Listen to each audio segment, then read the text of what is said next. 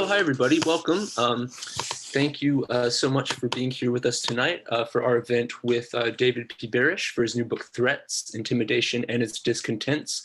My name is Evan Karp. I'm the events manager for Booksmith. We're an independent bookstore and a mainstay of San Francisco's Haight-Ashbury district since 1976. Tonight, though, as I mentioned, we're here to celebrate Threats, Intimidation and Its Discontents by David P. Barash. A little bit about the book to set things up. Threats are so widespread that we often don't realize how deeply they are ingrained in our minds or how profoundly and counterproductively they operate. Animals, humans, societies, and even countries internalize threats, behind which lie a myriad of intriguing questions. How do we know when to take a threat seriously? When do threats make things worse? Can they make things better? What can we do to use them wisely rather than destructively? Barash explores these and similar questions in the book and explains some of the most important characteristics of life as we know it. Joining him in conversation is David Livingstone Smith. David is professor of philosophy at the University of New England in Bedford, Maine. He's written or edited 9 books, including Less Than Human, Why We Demean, Enslave, and Exterminate Others, which won the 2012 Anisfield Wolf Award for nonfiction. His work has been translated into 7 languages. David is an interdisciplinary scholar whose publications are cited not only by other philosophers, but also by historians, legal scholars, psychologists, and anthropologists. He's been featured in several primetime television documentaries, is often interviewed and cited in the national and international media, and was a guest at the 2012 G20 Economic Summit, where he spoke about dehumanization and mass violence. We also had the pleasure of hosting David recently for his new book on inhumanity, dehumanization, and how to resist it, which I highly recommend. David, thank you for being here tonight. And David P. Barash is an evolutionary biologist and professor of psychology emeritus at the University of Washington. He's written more than 250 peer-reviewed scientific articles on human and animal behavior and has written, co-authored, and edited 39 books. Most recently, the book we're celebrating tonight, Threats, Intimidation, and Its Discontents, which is just out by Oxford University Press. I think that's it for me. Thank you all again for being here, and I gladly turn it over to David P. Barash and David Livingstone Smith. Thank you both for being here. How do you do, everybody? And thank you, Evan, and thank you, David. Oh, it's a pleasure. It's a pleasure, David. And I think I want to praise your book a little bit just to get started. And actually to get started, as we're on the topic of threat, a lot of independent bookstores are under threat right now in this age of the COVID threat. And I would like to encourage all of the listeners. I know it's very easy to go onto Amazon and it's one click away buying a book, but the independent bookstores could really, really use your support. And they provide such an important service for our civilization, really. Centers of intellectual activity, as we see here, and resources for all of us. The issue of threat is unfortunately rather timely right now. It always is. I mean, threat never goes out of style. And in a way, this is what your book is about. But it's especially timely for the world with the pandemic, the threat of the pandemic, and for the world with the threat of political instability that is, I'm sure, on all of our minds right now. So I'm equally sure that the conversation is going to go to some of those things as we proceed. David Barash, if you haven't read him, is an extraordinarily talented writer. He's been an inspiration to me, and I cannot tell you how many times over the past decade or so, I've read something by David and thought, gee, I wish I could write like that. That is just so nice. It's so nimble. He has such a light touch. And we see this in the book. Just simply as a literary stylist, his books are a real pleasure to read. But David is also a writer that packs his writing with information. He's not one to spin things out. So there's a lot in this book, and we're going to touch on a few of these topics, but it will inevitably, we'll touch on really a very small subset of the many, many specific points that this book presents to us. It's like walking down a path and finding a treasure every few steps. So further by way of introduction now to the book,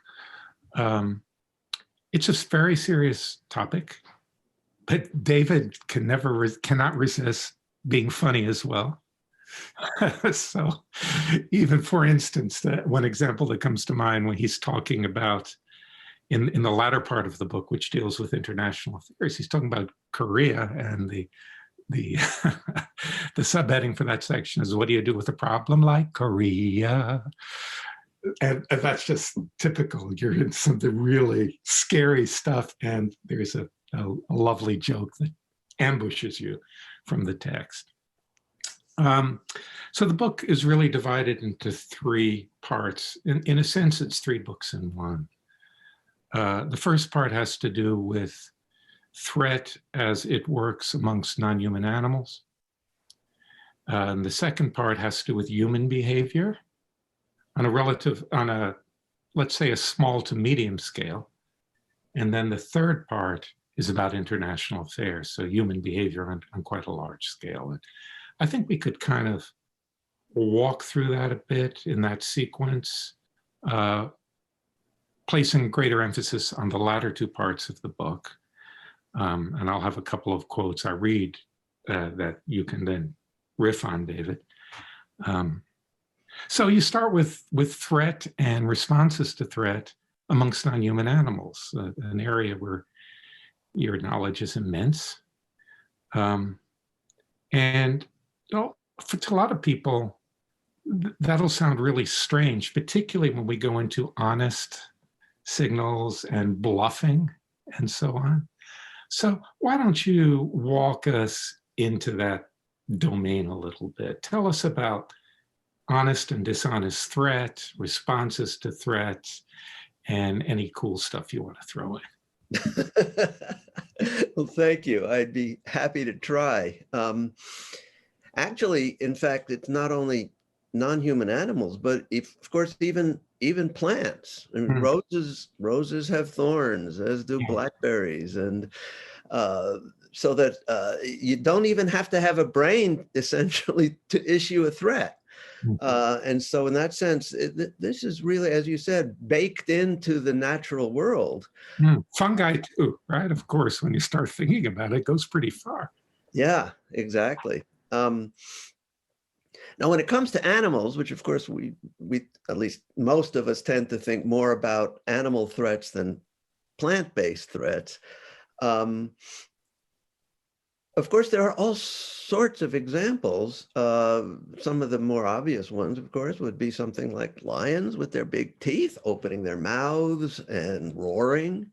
Any number of animals that exaggerate whatever characteristic they have that may be seen by another animal as, well, threatening. And I guess it would be helpful maybe to define threats a little bit as I examine them in the book, because what I guess one shouldn't always start or necessarily start with the negatives, but among the threats that I don't discuss in the book are things that come essentially from the outside. And these are, of course, very real, but things like, well, pandemics, for instance, global climate change, super volcanoes, earthquakes. I mean, any number, if one was to try to elucidate all of the threats that are out there, and a lot of people have written about any number of these things much more effectively than I could, because they're experts in this, and I'm not. There's a geologist who was writing about climate change, well, not about, I'm sorry, about continental drift and earthquakes, and she wrote, "Shift happens," which I did a double take when I read that. Yeah, I wish I had come up with that one. These things happen. Things happen to humanity, to the planet. What I focused on in this book are efforts to influence the behavior where one individual or a group or a country tries to influence the behavior of another individual or group or a country, usually of the sort of if-then nature. If you do such and such, then you will regret it because I will do something in return to you. And animals do this, of course, a great deal. The roaring, the display of that elk, for instance, make of their antlers. And there's the classic one, of course, of gorillas pounding their chest to show how strong they are and how resonant their chests are, etc. Now, among all these various examples of various cases of animal-based threats, one of the ones that are, or a whole basket, if you will, that I think are particularly intriguing is the whole question of honesty versus dishonesty. We don't normally think of animals as being honest or dishonest, they just are. And the chances are they're not intentionally telling themselves to be honest or dishonest. But when you're issuing a threat, and this applies even more so to humans, a really key issue is, are you going to be taken seriously? Now, obviously, if you're issuing a threat, you want to be taken seriously. And so just to make this long story a little bit more abbreviated, in the course of doing that, if individuals could always be believed, then they may as well threaten to their heart's content and exaggerate as much as possible and make themselves seem as intimidating as they can. But there's a restraint on that, which is if your bluff gets called, you may be in big trouble. And so in the animal world, we see a lot of threatening. Most of it is probably honest, but at the same time, there are restraints on that, because if you get caught bluffing, you could be in big trouble. But in most animal cases, what they're doing is pretty evident, because essentially the weaponry that they're using to issue the threat is right there, and almost by definition, it has to be honest. If you've got big teeth, then you've got to be taken seriously. Yeah, but there are also these cases that you talk about of animals that disguise themselves as dangerous animals. I remember growing up in Florida, and I was, as a kid, I wanted to be a herpetologist. I spent my days collecting reptiles, and we had these little innocuous brown snakes who had this amazing technique of turning their scales over to simulate a rattlesnake pattern and wiggling their tails in dry leaves. I mean, these things couldn't hurt a fly, and I can't imagine any organism being fooled by these little buggers. But there are many examples of that, aren't there, in nature? Yeah, absolutely. And actually, what that raises is an interesting question.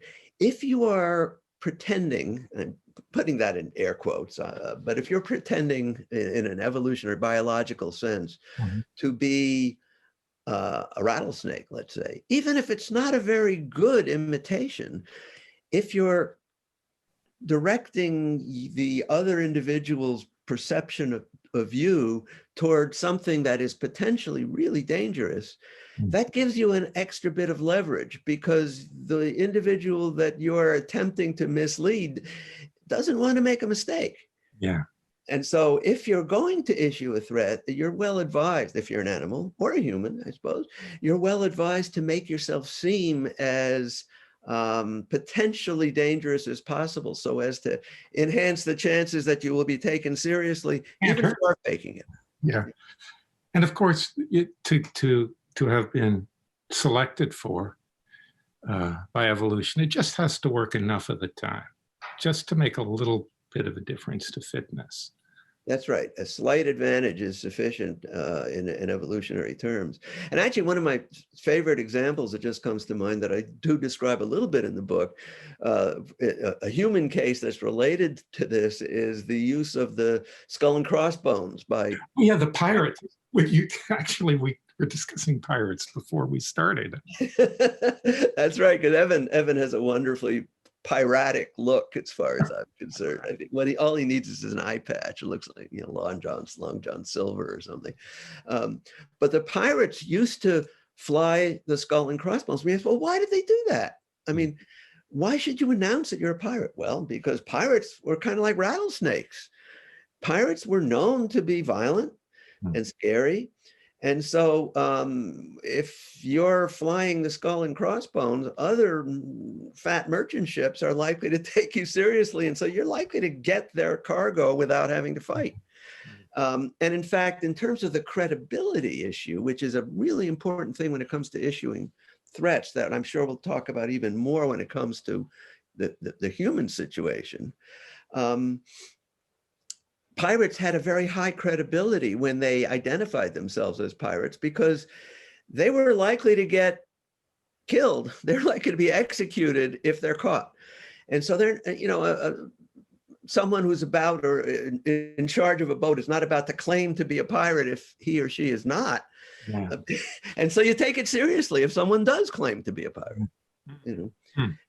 And this happened. In fact, there's a very renowned case in which a particular showed up in a port where there were over 20 merchant ships, and he was flying the ships, abandoned their boats, and the pirate got them all because this was a really effective, credible threat. And so there's a strong payoff in issuing threats if you're animals or humans. That's right. Yeah, and I would guess it's, if you're the recipient of this signal, man, you don't want to make a mistake because there's serious cost to that mistake. So you're gonna be likely to play better safe than sorry here. Not going to say, well, is it a real pirate? Let me see. No, you're dead by that point.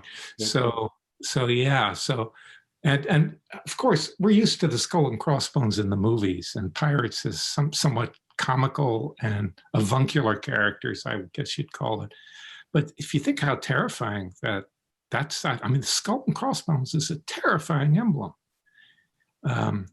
So these were bad mothers, and you don't want to take any chances. So we go on. Well, I was just going to say, and then once that kind of thing is happening, once there is the opportunity to get your way somewhat cheaply, just by flying a flag, or claiming that you are a really dangerous mother, as you said, then that introduces some really interesting options in the natural world and in the human world. For instance, once that happens, then there begins to develop a temptation to pretend, to bluff, to fake. And once that begins to happen, then there's a whole series of interactions that can develop. Initially, the recipient is going to respect it because, my God, you don't want to grab a rattlesnake, even if it's not really a rattlesnake, but it might be. Okay. You don't want to challenge someone who claims to be a pirate because chances are they are, let's say. But then what happens, interestingly, in the animal world, at least, is that as the numbers of fakers increases, then to some extent that carries with it the seeds of its own destruction. Because the more fakers there are, the more likely it is that a recipient is going to challenge it and may discover that, hey, this is not really a rattlesnake, or this is not really a pirate, perhaps. And that works to the detriment of the individuals who are faking it, who are pretending, who are issuing a fake that's not backed up. And so there tends to be in the natural world a kind of balancing, an equilibrium process that occurs. So what happens in the human world is another question. It seems to be less automatic, if you will. Yeah, well, most things are, aren't they? With humans, less automatic. So so there must be a kind of an optimal frequency for fakery. And, like if most of our money's counterfeit, it loses Counterfeit money only works if it's occasional, right? Yep. It's the boy who cried wolf principle. There have to be some wolves, or else no one is going to listen. But if you cry too often, no one's going to take you serious. You're not going to get anywhere. That's so right. In this domain, and it extends, of course, into the human domain as well, as we've been talking a little bit, that threat and pretense are closely related. We have real threat, we have pretend threat, and that places a sort of, not so much on other organisms who are more automatic about these things, but certainly in the human case, it places a sort of a cognitive burden on us, doesn't it? That we want to make distinctions. So if we move into the human area now, I'd like to read a passage from the book and just see where you take it. This is on page 89. And you write, a consistent pattern in the realm of threats, from animals to people, society, and international affairs, is that threats and fears are intimately linked. Fearing leads to threatening, and threats in turn, whether real or imagined, lead to greater fear, resulting in a closely coupled system of reciprocal stimulation. In 1994, the majority of gun owners in the United States reported that their primary reason for toting firearms was recreation, hunting and sport shooting. Just 2 decades later, in 2016, surveys found a significant change. Fully 2/3 of gun owners reported that they were motivated by fear of violent crime, even though crime rates fell substantially in the intervening 22 years. Roughly 70% of gun purchases are now handguns, the only purpose of which isn't to hunt, but to kill people at close range. This is unlikely to be the result of an increase in murderous intent on the part of gun owners, but rather increased fear, especially fear of violent crime. So, abstracting away from that particular case of gun ownership, I found it really interesting, the reciprocal relationship between threat and fear in our social world. I think this is quite relevant, I think, to stuff going on for us now. But I'm wondering what your thoughts are about that threat and fear in the world now. Yeah, unfortunately, it's the connection is all too real. Yeah, and mutually reinforcing, and this is where the issue becomes particularly joined in so many ways in terms of the downside of threats. To some extent, threats, the issuing of a mild threat can be very useful and helpful for the recipient as well as the issuer. In other cases, though, the issuing of threats as a result of fear can produce the exact opposite of what is intended, and can generate a situation that results in yet more fear and yet more threats, et cetera. And I think actually, let me go back briefly to the example of gun ownership in the United States, where it really is an epidemic at this point. And the consequences of gun ownership is itself epidemic. No country, certainly no advanced technological country in the world suffers from gun ownership to anything like the degree that the United States does. And it's worth noting that once that dynamic begins, that people begin to get or carry and have guns as a result of fear, that in itself generates yet more fear on the part of others, who then respond by getting guns, for instance, and that increases the threat and makes it more likely, or at least the perceived threat, and that makes it more likely that other individuals will have guns, and that in turn, so the whole thing plays upon itself. And actually, in the realm of international relations, there's a great deal that happens here in the realm with regard to arms races, for instance. Actually, Henry Kissinger developed, and he's not someone I admire in many respects, but he was no dummy, or is no dummy. And he pointed out what he called the security dilemma, which is very much related to the issue of gun ownership, military involvement more generally. If a country feels itself under threat, and there may be a real threat, or it may be motivation generally generated by the, what Eisenhower so appropriately called the military-industrial complex, the fact that individuals benefit by developing the equivalent of gun ownership in the whole country. And so they develop, often as a result, of course, of exaggerated statements about the extent to which the whole country is under threat.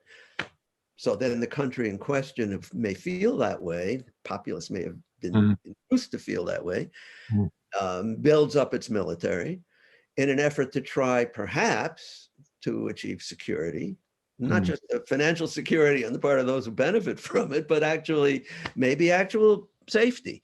Well, as a result of that, not uncommonly, the effect then is to make your neighbors feel more insecure. And this is what Kissinger meant by the security dilemma. As they feel more insecure, then they build up theirs. And so we, or whoever it is, builds up more. And so the dilemma is, in the effort to try to make oneself safe, one actually makes oneself less secure and less safe. Now, of course, we have a whole array of things going on now with regard to Mr. Trump, who is not exactly one of my heroes, and I suspect is not particularly admired amongst our audience either. And I have a number of rather nasty, but I think altogether accurate things to say about him in the book. He exerts a tremendous amount of threat against what turns out to be almost the majority of the population, just based on his racism and failure actually to come across in many ways, ironically or paradoxically, to help those who think he is in fact going to benefit them.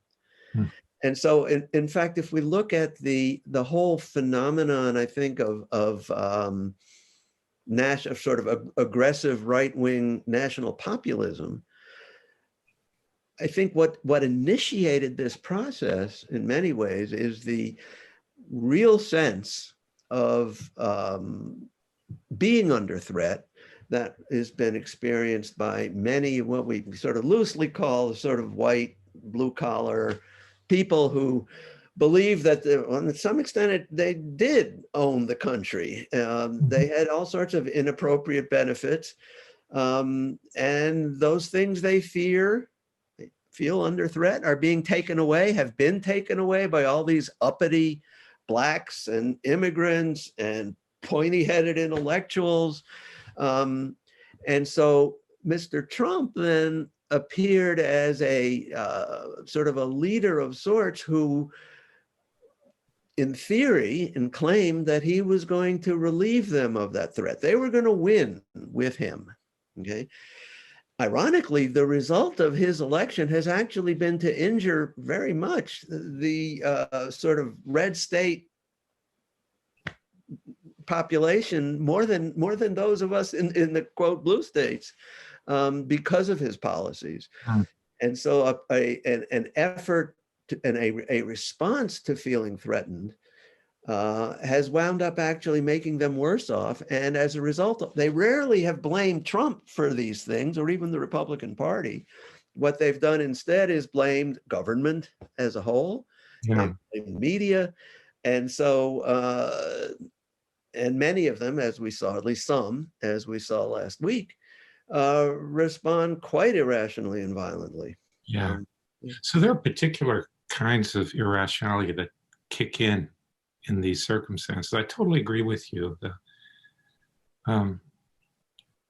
That people's sense of helplessness, whether real or imagined, people's sense of vulnerability inclines them to seek salvation from a magical leader that promises it, promises to make things all right. And even if that leader then doesn't deliver, the tendency is not to tarnish the image of the leader in one's own mind, but to blame it on sinister forces. That's right. Right? And, we see this in totalitarian propaganda, authoritarian propaganda, a lot. So that's funny, isn't it? That I guess this might transition us to the next topic. As a former Freud scholar, of course, your subtitle elicited in me the thought of Freud's civilization and its discontents, and in particular brought to mind one little piece towards the end where Freud writes, "Men have gained control over the forces of nature to such an extent that with their help, they would have no difficulty in exterminating one another to the last man." It's written in 1930, but it's eerily relevant. Chomsky says that the two big threats really, he poo-poos a lot of the threats that we get worked up about. He said the two big threats are nuclear catastrophe and catastrophic climate change. How do you respond to that? I think he's right. There are certainly other big threats, and not all of them coming from the outside, like asteroid impacts or what have you. Certainly, there's discontent that comes from economic inequality, et cetera. But yeah, I think Chomsky is absolutely right. Of the two, well, of course, there's pandemics as well. How can we leave that out, right? And all these things are intertwined, aren't they? That's right. That's right. They're intertwined in so many ways. Those three, if you will, global climate change, pandemics, and the nuclear threat, the one that I devote particular attention to in this book is the nuclear threat, because it's based really on threat. The whole phenomenon of nuclear weapons and the way they are employed, the way they're used. Nuclear weapons are used all the time right now, even if they're not detonated, because of what's, of course, called deterrence. Deterrence is threat.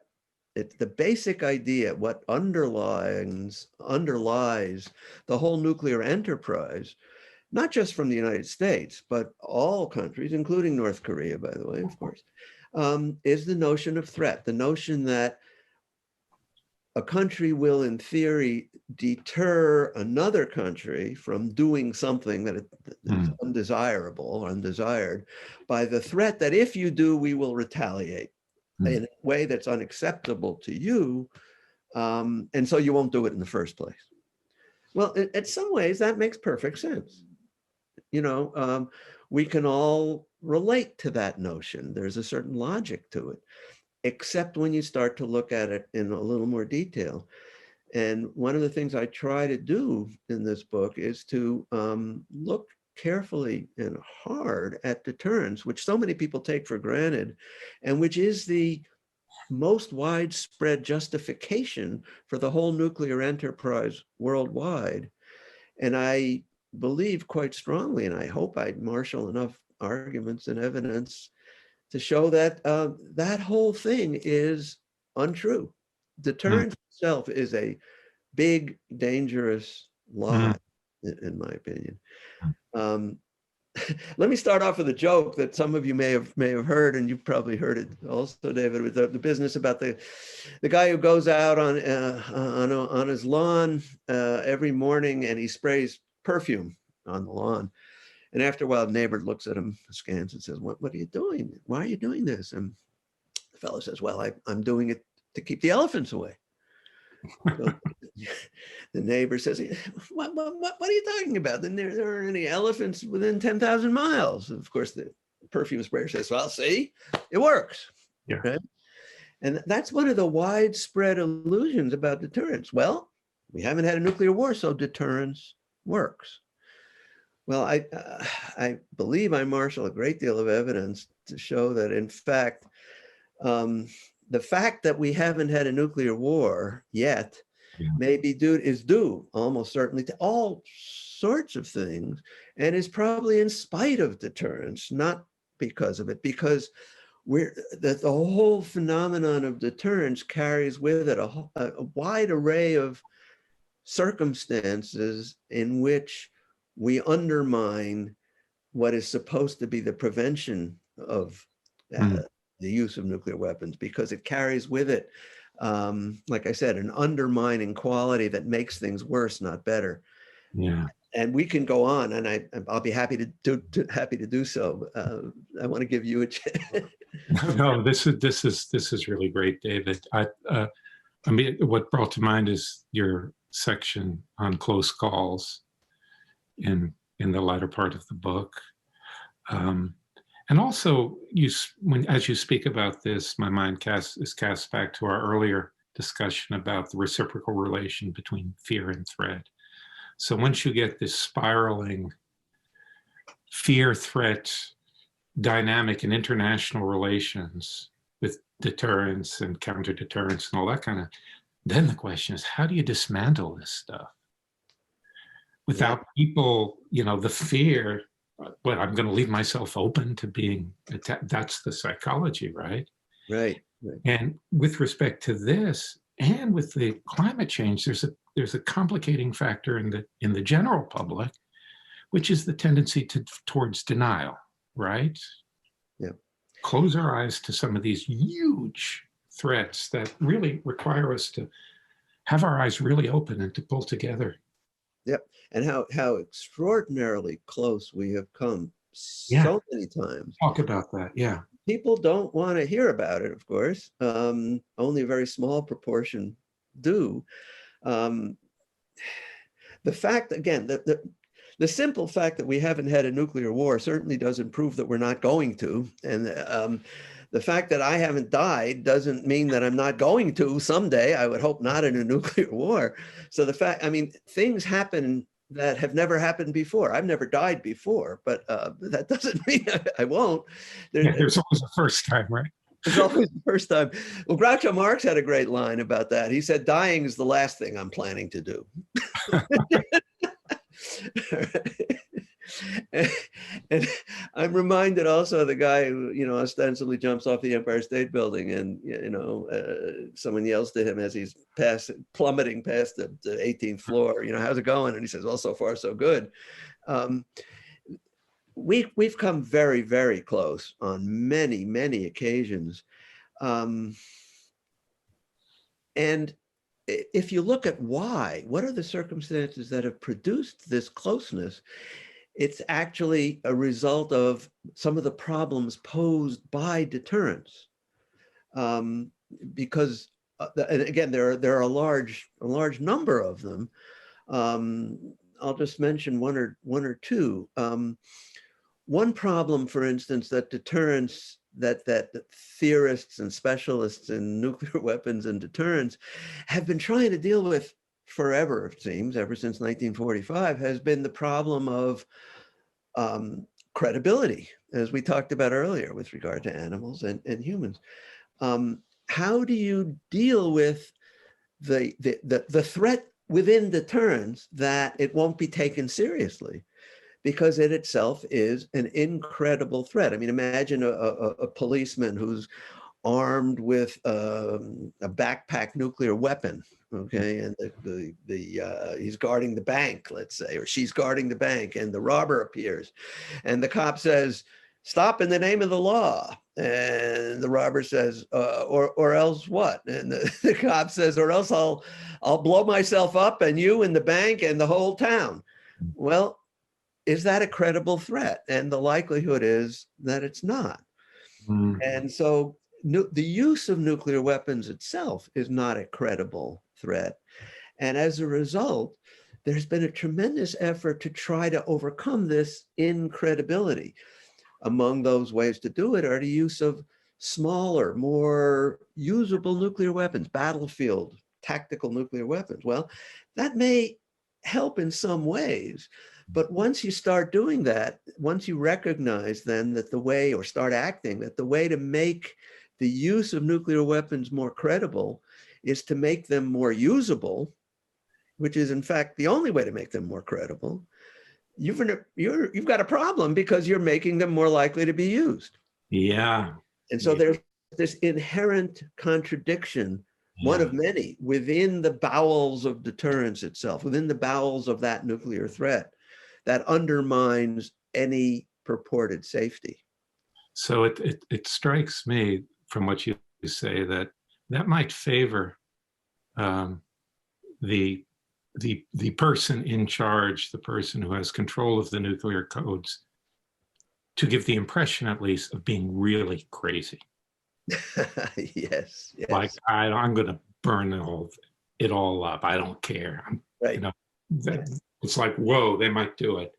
You're absolutely right. This has been one of the, and theoreticians have looked at that too. One way to get over the problem of incredibility is, well, if it's an incredible thing for a rational person to do, how about an irrational person? Yeah. And Nixon actually attempted to do just that during the Vietnam War at one point. He had the word go out. He instructed Kissinger to inform the North Vietnamese that the boss is getting really upset and indeed increasingly irrational. And unless you guys essentially give in to what we want, he may blow up Hanoi and Haiphong. He's just getting to be that nuts. Well, it turned out the North Vietnamese didn't believe it. And it turned out Nixon wasn't quite that crazy. But that is a technique that has been seriously discussed. Now that brings us back to Mr. Trump in many ways, because one of the assumptions underlying deterrence is in fact rationality. You're not going to attack us because you're rational, let's say, and you don't want to run the risk that we will retaliate. Well, in some ways, Donald Trump is hardly, certainly, he's hardly a paragon of rationality and reliability. And it's ironically possible that this fear that he has inculcated in me, and I'm sure you and a large number of people, that by virtue of his irrationality, you don't know what the hell's going to happen. And something yet horrible could happen in the next week.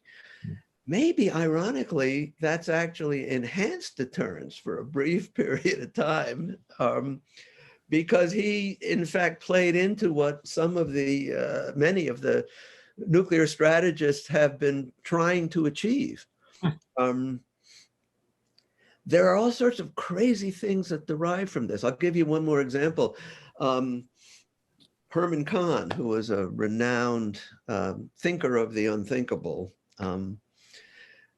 talked about the parallels between two countries competing with each other over a crisis situation and the game of chicken.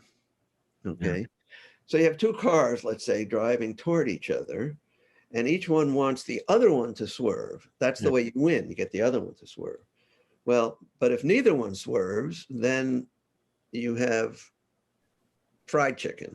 Okay, so you want to avoid that. So the question is, how do you get the other one to swerve? Well, there are lots of potential ways. One of them, as you alluded to earlier, and as Richard Nixon figured out, is you pretend to be crazy.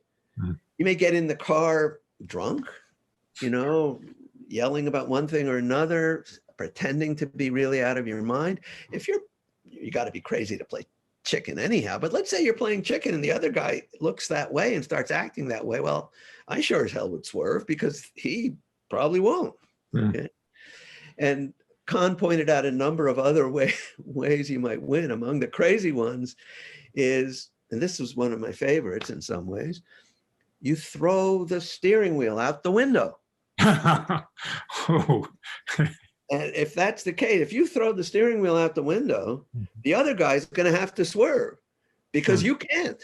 Yeah. Okay? Now, the important thing then is that the other guy knows that you've thrown it out the window. So make sure he sees you doing it. Very ostentatiously. You got to do. And in fact, in the movie Dr. Strangelove, there's an issue related to that where the Russians have established something equivalent. This is the movie to throwing the steering wheel out the window. They've established this doomsday device such that if they are attacked, the whole world will blow up, but they don't bother to tell the Americans that. Okay. So it doesn't work and the whole world blows up at the end of the movie. Well, that's a cheerful note for us.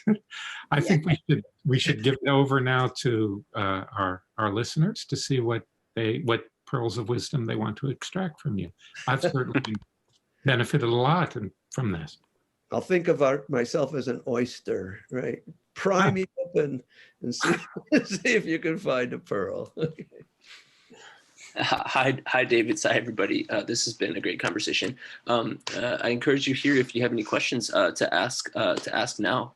Obviously, the conversation can keep going on. I think we don't have any questions yet. So, and honestly, I don't know where to start. I really just want to personally talk about the threats that we're currently, experiencing, and whether they be overt threats or verbally made threats, or just inherent by the nature of what they are. For instance, a particular person being in power is to me a threat. I think the example, in some ways at least, what we're seeing right now, I think in Washington, D.C., and I mean literally now, today, may be an example, at least from the U.S. government's perspective. Finally, it's a bit late, but maybe an example of an actual benevolent threat, in that we have 15 or 20,000 National Guard troops. Now, I don't like the idea of seeing the military on the streets of the United States, or indeed anywhere really, but in some ways that can actually be an example of one of the more benevolent consequences of threats. Insofar as a threat is given now that says, if you're planning to engage in violent, anti-democratic, totally unacceptable behavior, you damn well better know that you're almost certainly not going to get away with it, because we're bigger and stronger than you are. And so it's not always, and I think it's worth noting, and I do try to point this out too, not all threats are counterproductive. The threat that says, don't try that again, and is meant seriously, if it is meant seriously, and I'd like to think it is, can be something that actually is helpful and can actually induce a degree of peace. With regard to something like deterrence generally, I'm not against all aspects of deterrence. For instance, let me tell you a little personal story about our own lives. We live on a 10-acre horse farm east of Seattle, which is surrounded by an electric fence that is intended to keep we have horses, and intended to keep the horses in and other critters out. We also have we have 3 dogs, of which one of them is a 140-pound Anatolian shepherd who's highly territorial, and he defends our property. When we walk around the property, he automatically goes all the way around the inside of the fence, the perimeter. And he did this from the time he was a little puppy. And I talk about this a bit in the book. In fact, here I can hold up, let me see if this, I don't know if this will show, but here is, does that show? Yeah, it shows. Okay, so that's Iskander, and that's me. You see how big he is. He's not exactly a teacup poodle, okay? And he's very aggressive not toward people. He adores people, but a 4-legged intruder is something that really gets his dander up, to put it mildly. Now, so he's a deterrent, and a very effective one. Now, occasionally the deterrent fails. Okay, we had a cougar who jumped over the fence at one point. Kander accosted the cougar, and fortunately, I think for all concerned, the cougar ran away and jumped back over the fence. Okay, we've had some coyotes, a number of them, come in, and Kander has killed several. Once he killed 2 of them at almost the same time, both large animals. Wow. Now, But my point is that he's an example of a conventional deterrent. When deterrence fails in this regard, it's unfortunate for the coyotes, let's say, but it doesn't blow up the farm. It doesn't blow up Seattle. It doesn't blow up the world. And so some kinds of deterrents are actually very helpful. And in that sense, again, to get back to the example of the military presence right now in Washington, D.C., this is a deterrent. I'd like to think of it as a benevolent deterrent that may well help to keep the peace. And there's much to be said for that. So not all threats are bad. I guess that's the bottom line here. But the bad ones really are. And some of them can be seriously hurtful and dangerous. Thank you, David. I do have a few questions coming in. The first one is from Sabrina, who is wondering, so the U.S. believes, is this right? The U.S. believes that the North Korean leader is crazy, and they believe that the U.S. is crazy, and that's worked for both countries. Just want to make sure that that's correct. I'm not sure I would rest satisfied that it's worked for both countries. Right. Again, the fact that there hasn't been a nuclear war, nuclear exchange, as people like to say in a more bloodless way, doesn't necessarily demonstrate a great deal. I think the problem, one way to look at the problem of North Korea in the context of the underlying disadvantages of deterrence is that it represents essentially deterrence run amok. That is to say, if you look specifically at North Korea has thousands of artillery pieces aimed at Seoul right now. That's a very effective deterrent. I'm not happy about that. But unfortunately, the North Korean government has been so frightened. Again, we talked earlier because you raised that very appropriate issue, David, of how fear and threat interplay and one exaggerates the other. The North Koreans have felt under threat ever since the end of the Korean War. Now, they started the Korean War, that's for sure. They also were pulverized in it.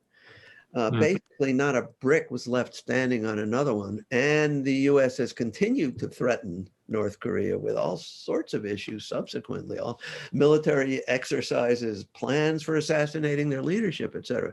And so the North Korean government, and I'm not happy they've done this, but the North Korean government, feeling under threat and greatly fearing us, has been going head over heels trying to develop nuclear weapons so as to deter us. Now, as I said, they have already plenty to deter us with, but they're going so far that, again, this is one of these, they have gone so far that what they've done is reduce their own safety and security. It's another case of the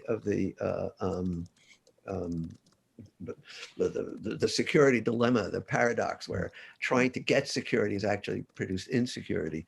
So by developing their own nuclear weapons and their own missiles, they've produced insecurity on the part of the South Koreans, the Japanese, to some extent even the Chinese, and the United States, who have responded then by being more and more threatening to them. And so they've continued to ramp up their nuclear weapons, despite what Mr. Trump has said. He hasn't made things better. He's made things significantly worse. And so here we have a case where threats have played upon threats. Now, the irrationality, it's hard to know who's more irrational. Although my guess is, I'm no fan of Kim Jong-un, but my guess is that he's a whole lot more rational than is Donald Trump. Every aspect of Trump's behavior almost bespeaks a degree of irrationality. Now, Kim Jong-un's behavior is immoral and unethical, but if you look at rationality as that which is directed toward a perception of one's own limited self-interest, I'm afraid Mr. Kim is a very rational dude, much more rational than is Trump.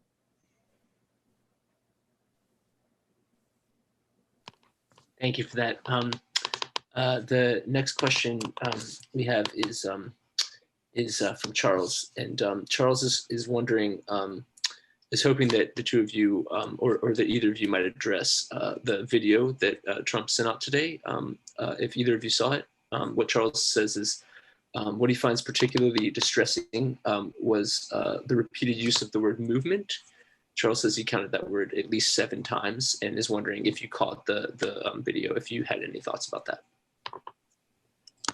I have to confess, I did not. I find I'm increasingly allergic to his face and his voice, and so looking forward to not engaging in any of that, especially in the next week, that I didn't. But you're nodding your head. I saw it, and it was a peculiar thing. It was like a hostage video with dog whistles. So he struck me as reading a scripted thing. Presumably his lawyers told him to do that. So there's solid evidence that he's not inciting anything, but that I too heard the term movement repeated. It was a little bit disturbing. That's what I felt the dog whistling bit was. Our movement. Our movement. So he wants to see it as a movement rather than insurrection. Of course, it's an insurrectionary movement. Yeah. So movement without qualification. Also, you have plausible deniability. Our movement could be the Make America Great Again movement, or the New Republican movement, or you could characterize in various ways. Mm-hmm. And my sense was he was capitalizing intentionally on ambiguity there. I would characterize it as more like a bowel movement. Right. Do you think characterizing it as a movement makes it reframes it as less of a threat and more of something that is valid? I mean, sometimes threats can be valid. To your earlier points. Yeah, I mean, he wasn't saying our movement to depose the elected future president of the United States, mm-hmm. right, or president of the United States. He didn't qualify it sufficiently, and so it may have served as a message to his zealots that I'm still with you guys. And I'm just playing boys. I'm playing ball with the dummies, but I'm really with you guys. So I think also with regard to all of this, many of us certainly have felt under threat by virtue of the Trump presidency in so many ways. Mm-hmm.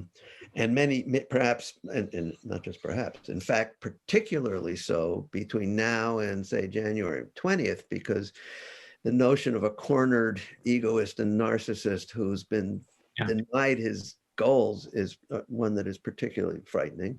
Mm-hmm. So insofar as Mr. Trump feels himself threatened, that one consequence, of course, is to threaten the rest of us, even if he doesn't do so directly, overtly.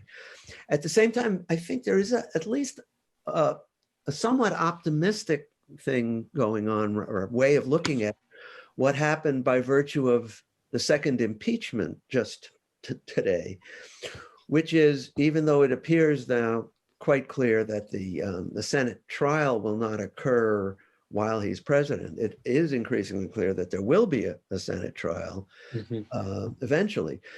As a result of that, I think we can legitimately feel ourselves somewhat less threatened by Trump, because this is where it gets complicated, because he is going to be, I would think, aware that he is threatened by the real possibility of being convicted by the Senate. If he behaves in a way within the next week that makes it increasingly clear how dangerous he is, I suspect that will push many of the now fence-hitting Republican senators into convicting him, as a result of which, insofar as he feels under that kind of threat, that may actually be something that would cause him to think twice, assuming he's capable of Yeah. So They behave somewhat more perception of rationality is coming in here. Well, that's right. That's right. But I would hope that some of his advisors, none of whom I particularly admire either, but compared to him, they seem paragons of rationality. But we may be somewhat less threatened by him by virtue of the impending threat that is now over his head. Yeah, we won't know until we see how it rolls out, sadly. So there are wheels within wheels when you start looking at you're right. And how they actually operate. That's right. So I know we're right at time. I do have one more question. I'm wondering if we have time for that. Is that okay with you both? I'm cool with it.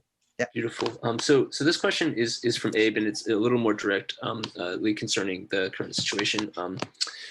Abe wants to know, why weren't the people such as the representatives, senators, Vice President Pence and their staffs, why were they not aware that there wasn't a National Guard around the Capitol, or did they not care?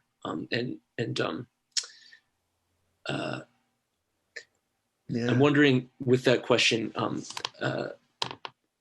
obviously for those who did know, it was a pretty clear threat. I would have felt threatened personally if I had been in the building. I think seeing that. Do you have any thoughts about that? My understanding, and I was in touch with actually one of our congressional representatives just briefly a couple of days ago. My understanding that most of the members of Congress were already in the Capitol building, and really were not aware of the. They may have been. I'm not sure. They may have been aware of the relative lack of official security presence, but they really were not aware of the size of the crowd and the nastiness that was already indicated and apparent, because they were inside the Capitol and didn't hear very much or see very much until it was really much too late. On top of which, I think there is a tendency on the part of true believers in particular to believe what they want to believe. And so even those who may have known that there were, certainly expected that there was going to be some sort of, everyone knew there'd be some sort of, quote, protest that wasn't widely acknowledged, especially among the true believers, that it would become a riot. And, there was a tendency, just last thing with regard to this, there was a tendency for a long time for Trump apologists to say, almost in these words, take him seriously, but don't take him literally. Yeah. Okay. And the fact that he's literally saying, march on the Capitol, be strong, tell them what to do, essentially. Stop. Take your country back.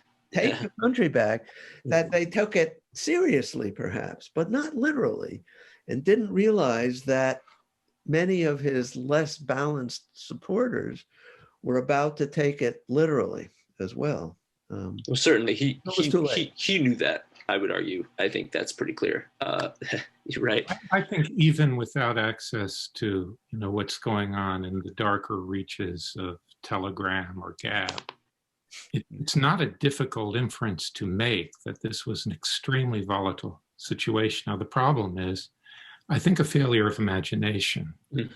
As you said, David, there's always, with respect to death, haven't done it yet, but it's going to happen. Imagine if I guess in a way we do look at death that way. Our death is not terribly real to us until it's impending. A failure of imagination, I think, it is patently obvious, given the nature of the more zealous Trump supporters, the QAnon folks, and there are very many of them, and the neo-Nazis who are using the Trump movement to try and get what they want. Generally, the white supremacists and neo-Nazis have found Trump disappointing. He hasn't fulfilled their hopes, but he's the best in their eyes that we have. And I think they're making use of it to further radicalize others. So given that those forces are out there, and look, I'm not in the FBI, but I know enough about this from people that I trust to investigate. It was obviously going to be a very dangerous situation. So it's rather perplexing that more attention was not given to this. Yeah. Well, even if Trump hadn't made that speech, it was going to be. Yeah. Truly. And one has to be wary of becoming a conspiracy theorist oneself, but at the same time, I have to wonder to what extent there were sort of fifth columnists within the supposed security forces themselves, in the Capitol Police, for instance. I think it's quite clear from people some of them taking selfies of themselves, that there was a fair amount of support for what was going on. But I don't want to. What struck me, if I may, was that reading. I read an article today about how the FBI, it was no secret that there was a lot of chatter in the months leading up to this, calling for this direct action, very specifically and in overt terms. Let's go murder people, essentially. And the FBI, I read, I believe it was maybe Virginia office who sent out the memo about how they were aware of this, but they ultimately decided it was raw intelligence, and they decided that this was a First Amendment issue that they didn't want to get in the way of, even though it was a major threat. I don't feel that they responded in an appropriate way. It's okay to allow First Amendment gatherings, but you probably should have had the National Guard there, maybe, if there was these threats. Do you consider that a failure on the FBI's part, for instance? Or what do you think about that? I think, frankly, not just the FBI, I think it's more than a failure. I think to a large extent, it's an indication of really an unacceptable level of bias. Because, for instance, if these same indications were of a BLM protest that was forthcoming or about to be, or Muslims, you can bet your bottom dollar that would have been perceived as a real threat. True. And the response would have been not only a whole lot more violent at the time on the part of the security forces, but there would have been a whole lot more of them as well. So I think it's a failure of imagination, as the other David just said. But I think it's also a regrettable success on the part of a pre-existing bias that we've seen. I mean, white folks like us are, I can be aware of the bias only insofar as I have friends, if you will, who've experienced it, or I've experienced it by indirectly. But if you talk to people of color, it's no surprise to them. This has been going on for a couple hundred years, and it's been, and there's nothing new, unfortunately, in that. So the notion of who feels threatened and how, it's a fairly new thing for white folks to feel that. Well, no, I'll take that back. We have the KKK. We have all sorts of responses on the part of white folks who have felt threatened as well. But when they do, they've been able, for whatever a variety of reasons, to act upon it in ways that are far more destructive than people of color have been able to.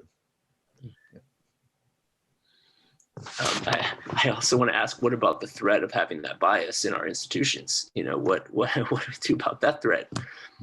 Well, I assume you have all the answers, David. I mean, there's a whole lot we got to do, and I don't want to put too much hope and expectation on the Biden administration. Well, I do. I would love to see them do what they could to try to eliminate, or if not eliminate, at least to reduce that degree of threat. And we are facing so much in so many ways.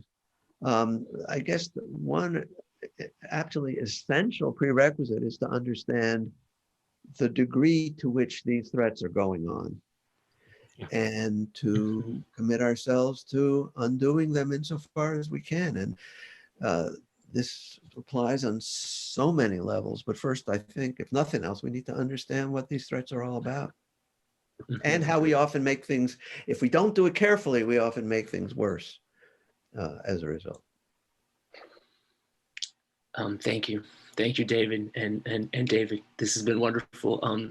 It's always it's good to catch up with you both. And we've been discussing Threats, Intimidation, and Its Discontents by David P. Barash. Thank you both for being here, and David, congratulations on the book. For those of you who are tuned in, thanks for being here. You can get the book from Booksmith. We will ship it right to your door, and free shipping throughout San Francisco and the East Bay. I also encourage you to check out On Inhumanity, Dehumanization, and How to Resist It by David Livingstone Smith. I'll paste the links for both of those books here in the chat shortly. Take care, everybody. Stay well, and hope to see you again here virtually in the near future. Sounds good. Thank you, David. Thank you, Evan. Thank you, David. Everyone else. Okay. Bye, everybody. Bye, everyone. Have a good night.